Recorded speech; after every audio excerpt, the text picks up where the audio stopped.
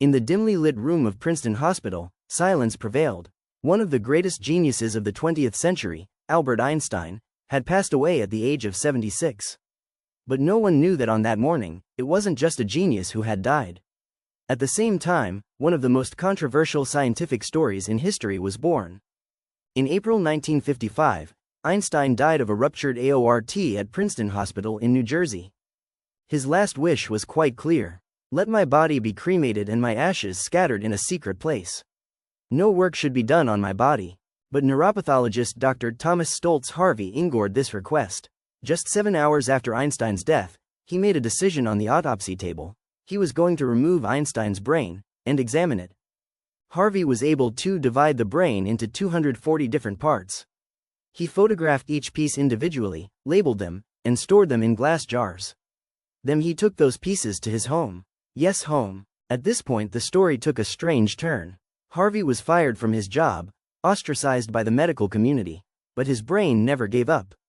He kept some in the laboratory, some in a jar of alcohol, and some in an old can. But why for? What was it in Einstein's mid that he lost his career and reputation for? When Harvey decided to study the brain, his goal was simple: there must be something physically different in the brain of a genius. In the examinations carried out years later, some differences were indeed found. The parietal lobe of Einstein's brain, the region responsible for mathematical and spatial thinking, was 15% wider than that of the average person. Also, the folds were different in the area of his brain called the Sylvian fissure, indicating that there may be stronger connections between neurons. But what was really interesting was the weight of his brain. Einstein's brain weighed only 1230 grams, below average, so genius wasn't about brain size, but about the complexity of brain connections. Modern analyses conducted in the 2000s also revealed that there were more glial cells, i.e. cells that nourish neurons, in Einstein's brain. This meant an extraordinary efficiency in the brain's energy management. Scientists call this the neuronal economy. Einstein's brain uses energy just like a. Dr. Harvey's life revolved entirely around this brain. He lost his job, his wife left him, his friends moved away from him.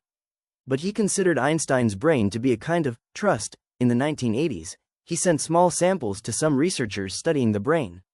Some of these samples are still in the laboratories of universities today. And yes, some parts were sent by mail. In 1997, journalist Michael Paterniti went on a journey with Harvey to return the remains of Einstein's brain to Einstein's grandchildren. This journey was even the subject of a book called Driving Mr. Albert. Years later, Harvey returned the brain to Princeton Hospital. But not all of the pieces were ever found. Part of Einstein's brain is still missing. After all this research, scientists turned to the following question: why was Einstein so smart? And the answer, perhaps, was not in his brain, but in the way he thought. Einstein was late in speaking when he was a child. He had failed mathematics at first. But his imagination was infinite. He once said, "Imagination is more important than knowledge." Because knowledge is limited, Einstein was one of the rare people who was able to combine abstract thought with the real world. E=mc2 was not just a formula, but the product of a mind storm trying to understand the energy of the universe. Scientists now know that what we call genius is not just an innate talent. It's also the result of years of passion, curiosity, and patience. Einstein's brain may have been special, yes, but what made him truly special was that he never stopped questioning. Einstein oldu, ama fikirleri hala yasıyor, belki beyningen bazı parçaları kayboldu, ama düşüncelerinin yankısı hala evrenin dört bir yanında dolaşıyor. Bugün gökyüzüne baktığımızda, yıldızların ışığında Einstein'in merakını görebiliriz. Ve belki de onun hikayesi biz sunu hatırlatıyor. Gerçek diha, beynimizin isen digil.